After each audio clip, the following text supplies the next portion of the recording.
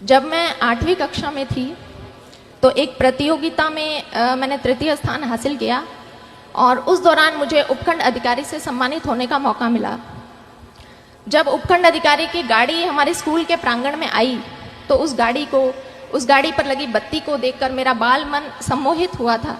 लेकिन जैसा कि बाल मन होता है, कुछ घंटों कुछ दिनों में वो जो मेरी यादें थी वो धूमिल हो गई।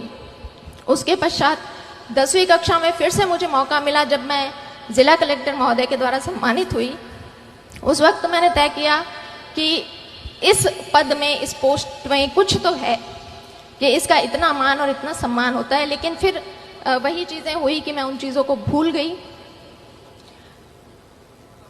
10वीं परीक्षा के बाद जब ऐच्छिक विषय चयन का प्रश्न खड़ा होता है, उस वक्त मेरी कुछ सहेलियों ने कहा कि हम तो मैथमेटिक्स साइंस लेंगे और इंजीनियरिंग करेंगे। उनकी बातें सुनकर मैं भी अपने घर गई और पारिवारिक मंच से मैंने भी ऐलान कर दिया कि मुझे इंजीनियर बनना है।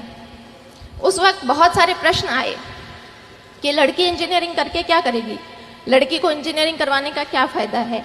लेकिन वहाँ मैं धन्यवाद देना चाहूँगी अपने पिता को, जो ढाल बनकर मेरे सामने खड़े रहे और मेरे इस निर्णय का पूरा उन्होंने सम्मान किया और मुझे इंजीनियरिंग की पढ़ाई पूरी करवाई। इंजीनियरिंग की पढ़ाई 4 साल पूरी करने के बाद मैं फिर से एक ऐसे बिंदु पर खड़ी थी जहाँ से बहुत सारे रास्ते निकल रहे थे और उन रास्तों में से मुझे किसी एक रास्ते का चयन करना था। कोई विशेष गाइडेंस, मार्गदर्शन तो मेरे पास नहीं था, लेकिन परिवारजनों से विचार विमर्श किया और तय किया कि बैंक की काफ़ी भर्तियाँ खुली हुई है और मुझे बैंक का एग्ज़ाम देना चाहिए। इस एग्ज़ाम तैयारी के दौर में कास्ट सर्टिफिकेट के लिए मुझे फिर से उपखंड अधिकारी के कार्यालय में जाने का मौका मिला।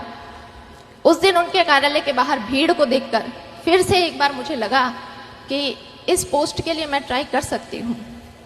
घर आकर मैंने दबी आवाज़ में अपने पिता से पूछा कि उपखंड अधिकारी बनने के लिए मुझे क्या करना होगा। और उस वक्त ये प्रश्न पूछते वक्त मेरे पिता की आंखों में जो चमक थी, वो चमक मेरे लिए मोटिवेशन बनी। बाद में पता चला कि मेरे पिताजी ने भी अपनी युवावस्था में इन परीक्षाओं की तैयारी की थी, लेकिन वो सफल नहीं हो पाए। तो मैंने तय कर लिया कि मुझे इस परीक्षा को देना है और इसमें सफल भी होना है। तो इसी तरह से आप भी अपना सेल्फ मोटिवेशन देखें, कौन सी ऐसी चीज़ है जो आपको अपनी जर्नी के दौरान मोटिवेटेड रख सकती है।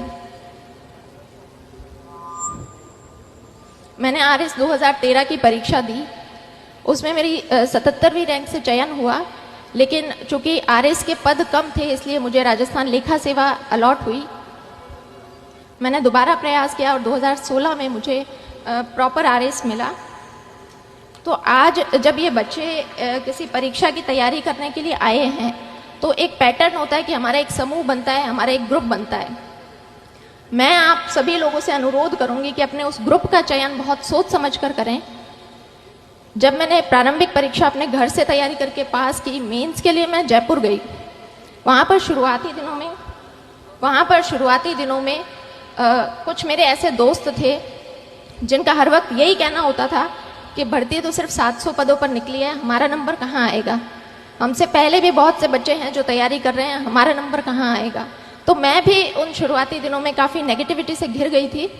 फिर मैंने तय किया कि जब परीक्षा तो देनी ही है तो क्यों ना अपना समूह बदल लिया जाए। फिर मैंने 2 ऐसी लड़कियों का चुनाव किया जो मेरे ही बैकग्राउंड से थी। हमारा बस एक ही डिस्कशन रहता था कि भर्ती तो सैकड़ों पदों पर निकली है, हमें तो सिर्फ एक पद चाहिए। और आज हम तीनों लड़कियां RS अधिकारी हैं और वो जो ग्रुप जो नेगेटिविटी की बातें करते थे वो आज भी RS की परीक्षा दे रहे हैं। इसलिए आप पॉजिटिविटी बनाकर रखें।